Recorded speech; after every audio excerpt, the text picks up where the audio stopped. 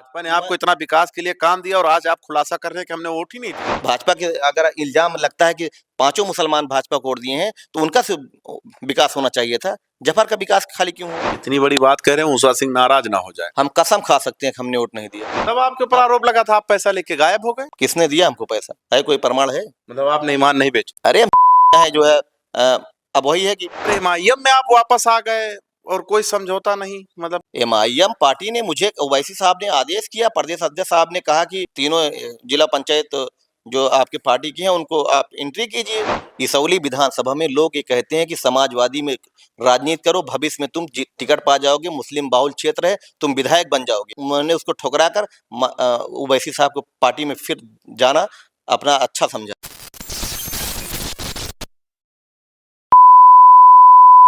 हमको आप लोगों ने वोट दिया, जिन्होंने हमको वोट दिया, हम उस ईमानदारी को यही आप जफर साहब आप कह रहे हैं कोई उम्मीदवार नहीं था तो वोट किसको करते? ना करते क्रॉस कर देते। देखिए, हम कह रहे हैं कि वोट वोट में है। कोई बता सकता है कि जफर ने वोट वहां दिया है किसी के पास प्रमाण है? प्रक्रिया फॉलो हमने किया, जो प्रक्रिया वोट का अधिकार होता है, वोट देना गुनाह नहीं है। मगर वोट हमने किसको दिया ये अधिकार किसी को नहीं है पूछने का, कि है अधिकार पूछने का।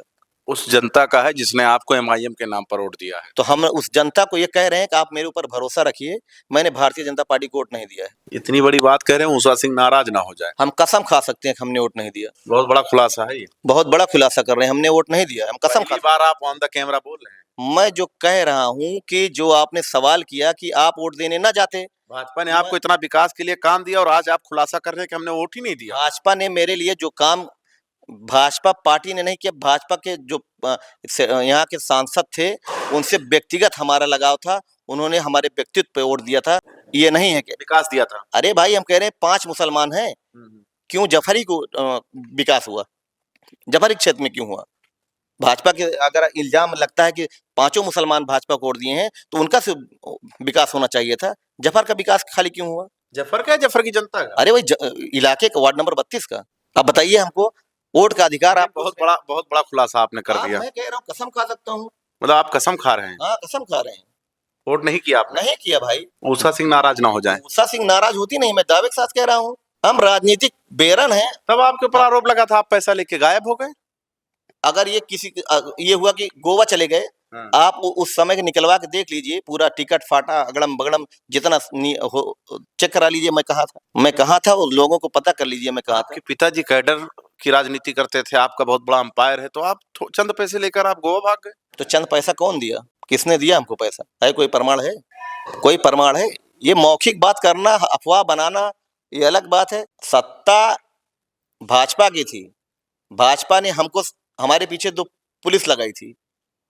हथकड़ी लगा के वोट लेना अलग बात है, मगर वोट देने का जहां जाया जाता है वहां मैं वोट दिया कि नहीं दिया, वहां कौन चेक किया? कोई चेक किया हमारा वोट कहाँ गया है? मतलब आपने ईमान नहीं बेचा। है जो है अब वही है कि अभी तक खुलासा नहीं कर रहे थे कि अभी जो है फर्जी मुकदमा हमारे ऊपर ला देंगे। अब ला देंगे तो भी टेंशन भी नहीं है हमको। मतलब आपका मानना है कि मैंने अपना जुबान आपके मुंह में डाल दिया। अरे हम कह रहे हैं, मानवर कौन सा आदमी है कि जो जनता से, मैं जिससे वोट मांगने जाता हूँ वो कहता है नेताजी जफर भाई आपको हम वोट देंगे, हम विश्वास बना के रखते हैं।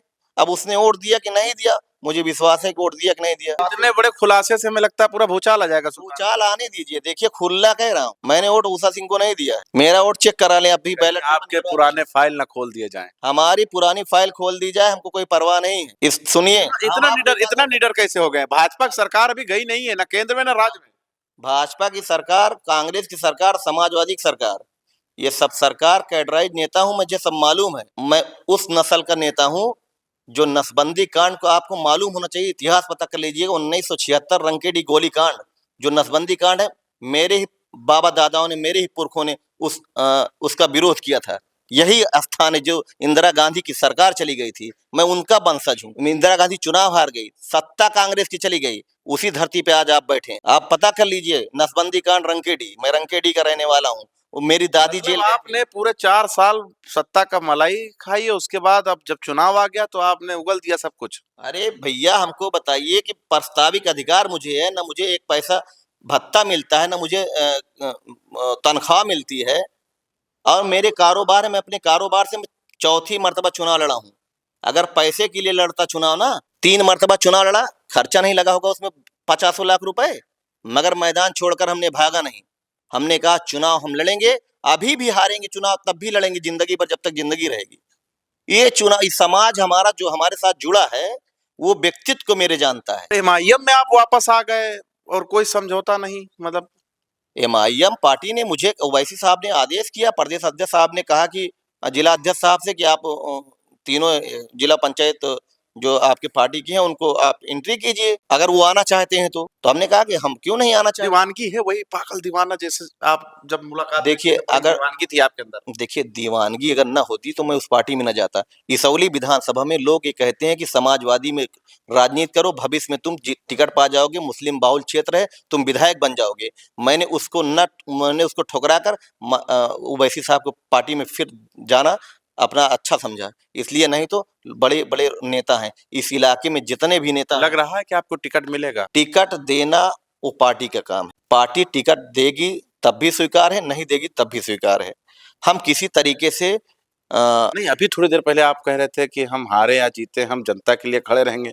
मान लो एमआईएम टिकट ना दे तो? चुनाव एक प्रक्रिया है, चुनाव प्रक्रिया से एमआईएम टिकट ना दे तो? एमआईएम विचार करेगी, क्यों नहीं करेगी, हमारे फेवर में विचार करेगी, हमें उम्मीद है विचार करेगी। और हमारी जो प्राथमिकताएं हैं लोगों की, उसको हम संभव उनके साथ खड़े रहते हैं। उसमें कोई हमको फायदा नहीं है जो राजनीति में बता दे कि जफर नेता लायक नहीं है। कोई है एक नेता, हम कह रहे हैं बहुत बहुत बड़े नेता हैं समाजवादी में। अब्बास अंसारी को हम तो कहते हैं कि आप जो है एमआईएम से चुनाव लड़िए। हम कहते हैं कि साहबुद्दीन के लड़के बिहार वाले ओसामा को मैं कहता हूँ कि आप चुनाव एमआईएम से लड़िए। आप कहते हैं भाजपा हमारे साथ ये कर रही हो, कर रही है, और उसके बाद आप जाते हैं लालू प्रसाद यादव पार्टी से चुनाव लड़ते हैं, आप जाते हैं अखिलेश यादव पार्टी से चुनाव लड़ते हैं। जब अखिलेश यादव कहते हैं कि देखिए आपको सत्ता परिवर्तन करना है, तो आप लोग जो है भारतीय जनता पार्टी को उखाड़ फेंकिए। लेकिन सवाल ये है कि जनता के बीच में जा रहे हैं तो जनता क्या कह रही है? जनता ये कह रही है कि जफर भाई आप जो है हमारे 5 साल के अंदर में जो भी 4.5 वर्ष गुजरा है, इसमें छोटी से बड़ी सी जो भी समस्या है आपने उसको सॉल्व करने का प्रयास किया है, इसलिए आप हमारे व्यक्तिगत नेता हैं। ठीक है, चलिए शुक्रिया बात करने के लिए। तो हमारे साथ जफर अहमद थे और बहुत बड़ी राज खोल दिए जफर साहब। और मेरी मुलाकात 5 साल पहले हुई थी और आज हो रही है। ऐसे तो नॉर्मल 2-4 मिनट 10 मिनट तो मुलाकात हुई है 2-4 बार, लेकिन इंटरव्यू जो मैंने लिया है खुलकर वो 5 साल बाद। अब सवाल ये है कि जो आरोप लगे थे उस समय, वो आरोप का खुलासा आज हो रहा है। इसको आप कैसे देख रहे हैं वो आप जरूर बता दीजिएगा। देखते रहें 24 तक न्यूज़ जनता का इनके साथ।